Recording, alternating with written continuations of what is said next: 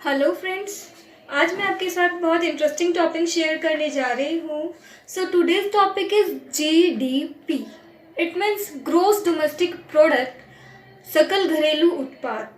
आज के समय में बहुत से ऐसे लोग हैं जिन्हें अभी तक भी जीडीपी का मतलब नहीं पता है।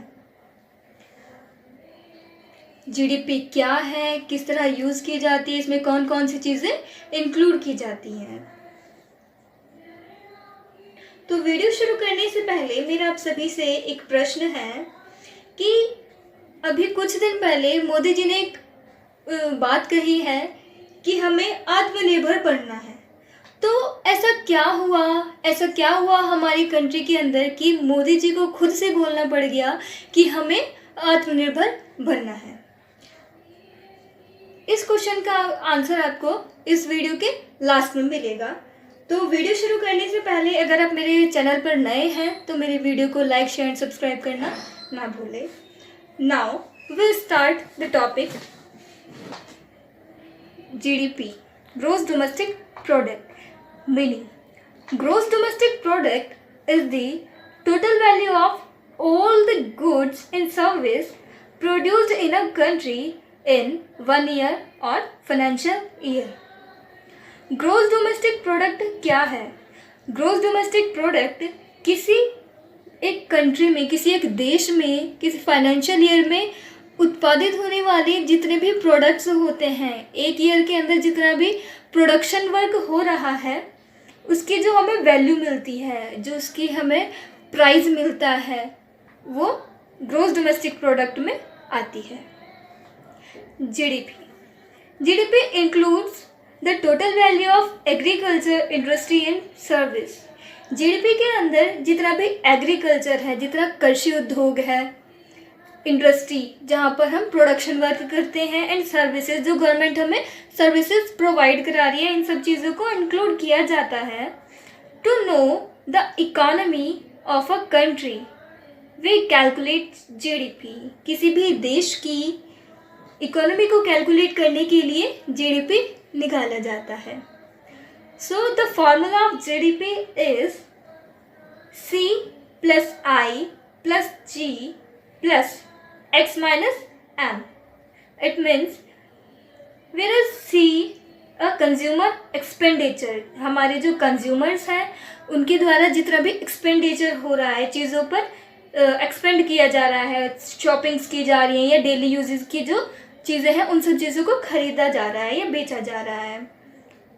I फॉर इंडस्ट्री, इन्वेस्टमेंट, जितना भी हम इंडस्ट्रीज में इन्वेस्ट कर रहे हैं। X for export and M for import. It means आयात निर्यात जो हमारे देश के अंदर हो रहा है। Now feature of GDP. GDP के फीचर्स क्या क्या होते हैं इसमें? Gross price calculated only for the financial year.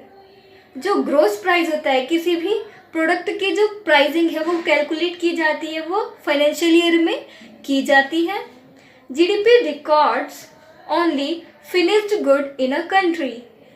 जो जीडीपी है उसमें सिर्फ फिनिश्ड गुड को कैलकुलेट किया जाता है। फिनिश्ड गुड मीन्स जो हमारा कोई प्रोडक्शन वर्क चल रहा है, हम एक प्रोडक्ट, एक बॉटल बना रहे हैं, उस बॉटल को रॉ मटेरियल से बनाया गया, उसे आगे लेबलिंग किया गया, कैप लगाई गई, सारा वर्क जब कंप्लीट होकर बॉटल हमारे पास अब फुल प्रोडक्ट जब आ गया, तो हम ईड प्रोडक्ट की जो अमाउंट होगी उसे हम जीडीपी में रखेंगे। It can not include the value of intermediate goods such as raw material and electricity। It means GDP के अंदर रॉ मटेरियल्स या इलेक्ट्रिसिटी जैसी चीज़ों को कैलकुलेट नहीं किया जाता है। Now the next topic is how to increase GDP of India। अब जो हमारा नेक्स्ट टॉपिक है वो है कि हमारे देश की जीडीपी को इंक्रीज किस तरह से किया जाए। अब आप लोग देख रहे हैं कि लॉकडाउन चल रहा है, तो इस लॉकडाउन के समय में सभी companies, government sectors, private sectors और सभी इंपोर्ट एक्सपोर्ट का वर्क फ़िलहाल रुका हुआ है, हमारी अर्थव्यवस्था ठप हो चुकी है या रुक चुकी है, और हमारी नहीं पूरे विश्व की जो अर्थव्यवस्था है वो रुक चुकी है। एक अंकुश लग गया है कि अब स्टार्टअप कैसे होगा, क्योंकि लॉकडाउन की सिचुएशन ऐसी हो गई है, तो इससे सब जगह की इकोनॉमी इफेक्ट हुई है। तो ऐसी सिचुएशन में हम जीडीपी को इंक्रीज कैसे करें? आने वाले समय में लॉकडाउन जैसे ही खुलेगा तो सभी वर्क्स फिर से स्टार्ट हो जाएंगे, प्रोडक्शन वर्क स्टार्ट होगा, गवर्नमेंट सेक्टर, प्राइवेट सेक्टर सब कुछ दोबारा से स्टार्ट होंगे, तो उससे हम अपनी जीडीपी को किस तरह इंक्रीज करें? First point is it's very important to use only domestic product. ये बहुत इम्पोर्टेंट है कि हम इस समय में या आने वाले समय में ओनली डोमेस्टिक प्रोडक्ट, अपने घरेलू उत्पादों का यूज करें। Then second point is increase private public partnership in sectors like mining, transport, power, etc. Increase private public partnership.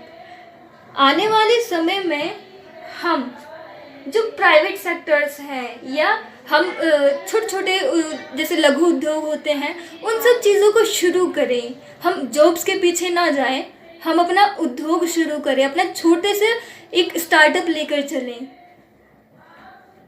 Then infrastructure development to attract FDI in India. FDI means foreign direct investment, जो दूसरे देश हमारे देश के अंदर जो investment करते हैं, लाइक चाइना की बहुत सारी कंपनीज हमारे इंडिया में हैं, चाइना के जो ऐप्स हैं वो हमारे इंडिया में बहुत पॉपुलर हो चुके हैं। तो इस चीज़ से सबसे ज़्यादा फ़ायदा यहाँ पर चाइना को हो रहा है। चाइना की जीडीपी बहुत तेज़ी से डेवलप्ड हो रही है।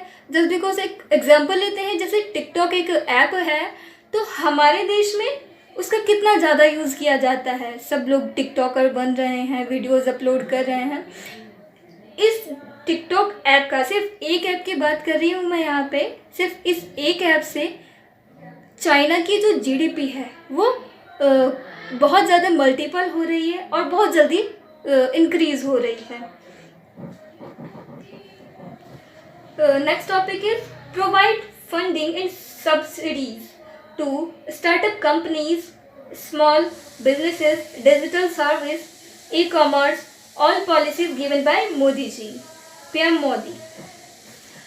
तो हमारी जो गवर्नमेंट है, जो हमारी सरकार है, वो क्या करती है? फंड एंड सब्सिडीज प्रोवाइड करती है। किन चीज़ों के लिए? स्टार्टअप कंपनीज, नई नई कंपनियों को शुरू करने के लिए, स्मॉल बिजनेसेस, छोटे छोटे बिजनेस स्टार्टअप के लिए, डिजिटल सर्विसेज, आजकल सब कुछ डिजिटली वर्क चल रहा है, ऑनलाइन जिसे हम बोलते हैं, सर्विसेज प्रोवाइड हो रही हैं, ई कॉमर्स हो गया।